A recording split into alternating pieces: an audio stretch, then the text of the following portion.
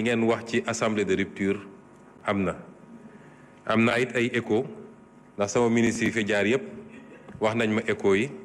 keroog dama woo ministre Yankuba ne ko très bien fait parce que yow man mii sax léeg-léeg dama lay essayer jot ba sonn duma la jot dégg naa député yi gësam nañ la bu baax a baax loolu nag du ma ne lu bees sa waaye musul amee nii député yi def seen rôle en toute indépendance te teewul it ñu respecter la logique globale du parti kon ñu ngi leen di féliciter di wax ni ñun ñëw assemblée nationale du problème ci ñun ndax nekkoon nañ fi en tant que député di affronter une majorité kon na ñëpp dalal seen xel te bàyyi daw bi ndax dem toog ci télé yi naan Ousmane Sonko suba ak ngoon te Ousmane Sonko buy ñëw nga buub say bagages bokkul ci jàmbaar leneen la ma yokk ci nii séance yu mel nii baax na te respecté nañu aussi délai bi ndax xool naa kañ lañu voté règlement intérieur bi ak kañ lañ ko promulgué kañ la génn ci journal officiel bi kon génnuñu ci délai bi du it loo xam ne assemblée mooy convoqué d'autorité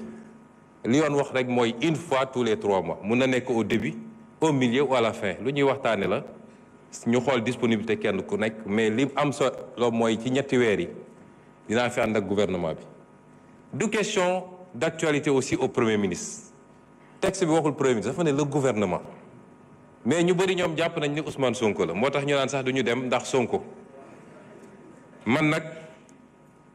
du ma agressé kenn waaye duma koo xam ni nag waaw honorable Tafsir Thioye day ñëw fii wax xalaat yu leer nañ teg ko ci xam-xam ak chiffre ñu tontu ku ñëwee noonu rek ñu ñëwee noonu waaye parti bi moom ku fi ñëwit Pastef defe naa kenn du ko démontrer xadar ak xarañ ak defante kon nañu dellu si ci l'essentiel honorable ay dafa wax ci lu jëm ci contexte bi contexte nag contexte politique la njëkkee contexte politique bi dafa mel ni li ci ëpp sax déglu ak seetlu dama waxoon ni ba may annoncé dama ne woon y aura un avant un pendant et un après 8 novembre damay bëgg léeg-léeg ñu may déglu ci la may wax amoon na avant 8 novembre moom defe naa musul am ci Sénégal après 8 novembre nag moom jëfur général la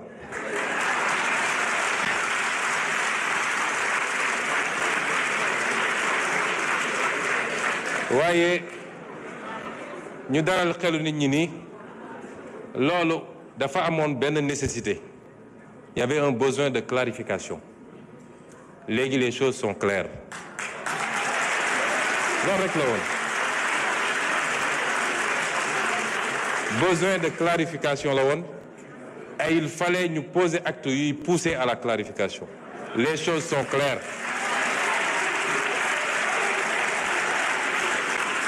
mu des nag ñu doxal ku yaakaar ni problème bu insurmontable am na fi wala nit ñi dootuñu tuddante loolu amul jàmm rek lañu séq jàmm rek di xëy di gontu di liggéey di añandoo di reerandoo benn problème amul ci wàllu politique ku nekk mun na am doxalinam ci wàllu état tey la ñu gën a farlu ci liggéey parce que liggéey xamul man liggéeyalu ma président Bassirou Diomaye man Sénégal lay liggéeyal ma président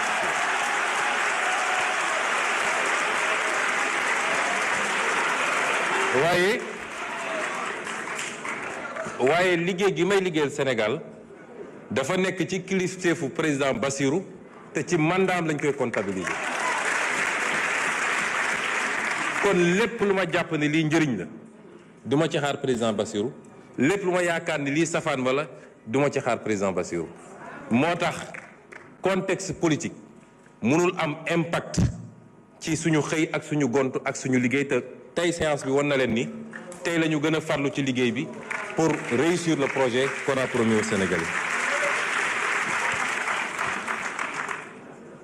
su jëmee ci contexte régional bi gis nañ li fi xew semaine passée bi ñu nekkee ci tukki bi ministre des finances nga fa woon dafa am laaj bu kilifa gi ñu seeti woon laaj may ñaan nag yéen ñëpp ngeen yokk ñaan yi parce que la ñu doon doxi mën na am ci fan yu néew mu sotti te dina baax. waaye dafa am laaj bu mu laaj ne lan moo may garantir ni li xew ci réew yi leen wër du ñëw Sénégal ma ne ko boo tëddee nelawal waaye bi ma ci jiital te ma bëgg ñun ñëpp ngeen ànd féliciteel ma moo si njëkk a jiital mooy ñun dañoo am ay forces armées yoo xam ne bokk ñoog gaa yi ñun li ñu am booy xool li xew fépp dañu war a dellu sant yàlla bi mu ñu joxee armée bi mel nii dañ ko war a sant yàlla muy armée boo xam ne jaxasoowul ci mbirum politique waaye mat na liñ ko doyee pour sécuriser le territoire national moom ak toutes les forces de défense et de sécurité ñu boole si am askan woo xam ne du askan gu ñuy nax moo tax léeg-léeg nit ñi nekk ci rajo yi télé yi mbër ba jàpp ni nag askan wi génn na ci Ousmane Sonko bàyyi na président Diomaye ñu ne kon nañu accéléré bu ñu ñëwaatee nag gis lu raw lañ daan gis askanu Sénégal du askan bu ñuy nax moo tax xeetu politique gu bees gi mooy jàkkaarloog askan wi di leen wax dëgg saa su ne loolu ñi nga xam ne politique tappale la ñu xamoon ils sont complètement dépassés moo tax li leen dese mooy di fay ay nit pour ñu wax ju ñaaw le message nag mooy li may wax Sénégalais yi mandat bi mandat wu réforme la mandat bi réforme li ci jiitu mooy ñu xoolaat suñu bopp par rapport ak valeurs yi ak jikko yi le capital humain réew jikko ak valeur moo koy tabax Singapour bi ma tudd léegi benn île bu ndaw la boo xam ne matul sax benn région Sénégal amul or amul jama amul dara waaye ci ko modifié bi mu ñëwee dafa ne li may njëkk a commencé mooy valeurs yi ak jikko yi mooy la discipline mooy le respect de la règle mooy l'éducation moom foofu la njëkk a commencé tey ci réew yi gën a développé ci àdduna la bokk li Sénégal am Singapour amul toq bi kon li ñuy wax ci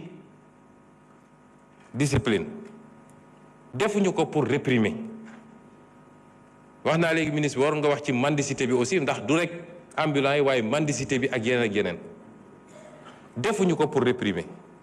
te dinañ ci ànd ak ay mesures d'accompagnement waaye li ñu bëgg a xamloo Sénégalais yi lii yëpp dal ñu lan moo ko andi discipline bokk na ci yow lii dañ la koo dénk askan wee ko moom bu ko jël du ko digal sa poos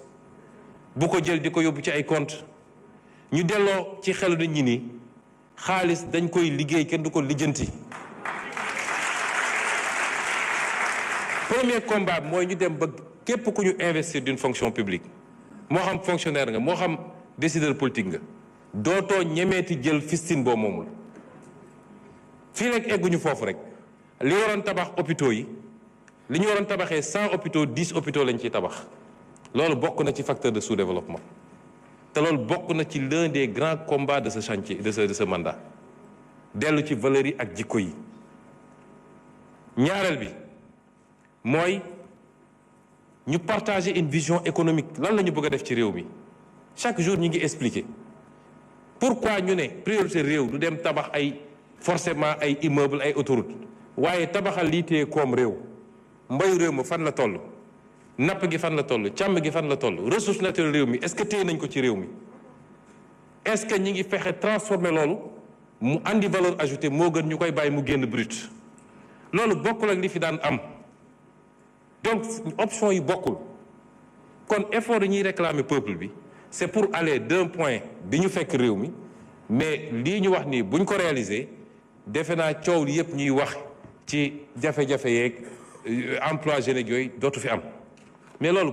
pour ñu avancer il faut ñu partager gis-gis bi te il faut que ñu fexe ba instaurer ce débat là mu doon le débat prioritaire fii waaye débat xëy su ba ngoon jot am Sonko andil Ousmane amalul njëriñ réew mi nañu wax lan la président Bassirou Diomaye ak gouvernement am di def ci mbay mi ci càmm gi ci napp gi lan la ñuy def pour téewaat suñu réew moomaat ko loolu moo ëpp solo que débat yooyu ñuy am kon peuple bi ci boppam moo war a affranchir bu dee lenn ci médias yi ak réseaux sociaux yi buggu ñoo topp loolu peuple bi moo war a am ful la boppam daal di dellu si ses orientations soo déggul loo xam ne jëm na ci liy farata liy njëriñu réew mi nga romb loolu dem toppatoo farata parce que booy déglu léegi Sénégal nga tukki tuuti da nga naan mais ñun dafa li am Sénégal amul fenn amu ko te ñëpp laa wax nag ku bokk ak man ak ku bokk ak keneen man sama discours musul changé nañu dellu si ci valeurs yooyu c'est extrêmement important te loolu c'est l'un des éléments importants de ce mandat. Ce mandat est celui de la refondation patriotique. Les valeurs humaines, le capital humain, la souveraineté, mais également les réformes institutionnelles et politiques am na ko laaj léegi pour gën a dëgëral et stabiliser les options économiques claires mais surtout te loolu lu am solo la ñun ñiy jiite il faut qu'on soit irréprochable aw askan munoo ko woo ci direction bu dee yow jiituloo ko fa moo tax la reddition des comptes la fa daan am régime bu ñëw ñu yëkkati ko quelques jours jàpp benn wala ñaar bugg émissaire après mbiri ndax saay loolu mënatul am du soxar du fayantu waaye c'est une demande forte du peuple sénégalais qui a suffisamment subi moo tax nous veillerons à ce que ñu doxalee ko ni ñu ko war a doxalee ba képp koo xam ne def nga te mu am ay preuve yu def nga lay ak peuple sénégalais ku deful ñu bàyyi la nga ñibbi waaye ñun ñi nga xam ne ñun yàlla dénk tey ma dellu waxaat ko du ay menaces du dara ku ci yàkkamti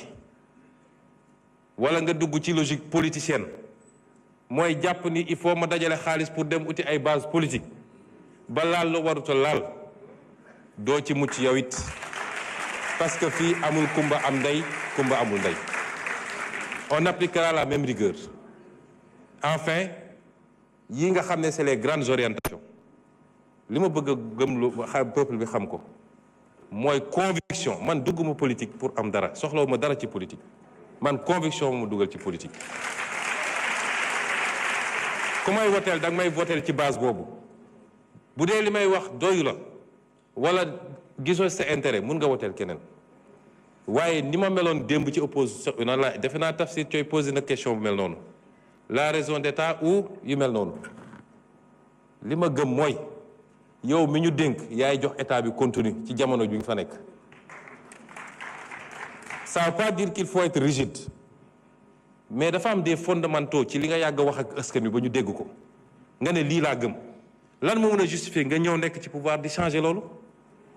rien ne peut le justifier te la plupart du temps on ne le fait pas pour le peuple on le fait pour des intérêts occultes on le fait parce qu'il y a des pressions de lobby on le fait parce qu'on a ses calculs personnels mais on ne le fait jamais pour le peuple et c'est pourquoi man li ma gëm mooy la raison d'État c'est la raison de celui qui incarne ou ceux qui incarnent l'État par rapport à leur combat politique par rapport à leur doctrine par rapport à li ñu wax ak réew mi pendant tout ce temps-là c'est ça la raison d'État et la souveraineté lu am solo la c'est au nom de cette souveraineté que je considère moi-même que réew boo xam ne Sénégal seq na ak yow réciprocité dafa war a am waxoon naa ko fii ci visa yi te ñu ngi ciy liggéey noonu laa koy waxee ci extradition réew bu téye un fugitif sénégalais ne du ma extrader li ñu fi am di demander extrader du ma ko extrader je ne le ferai jamais et le principe de souveraineté également est important loolu daal laay wax ci appel qu'on reste nous-mêmes rawatina yéen patriotes yi bu ñu pouvoir soppi lañ doon woote démb ak barki démb nañ ci continuer te xam ni nguur yàllaa koy joxe jaarale ko ci réew jaarale ko ci nit ñi mais ci kaw relation de confiance bi ngay séq ak nit ñi loolu laa gëm asalaamaaleykum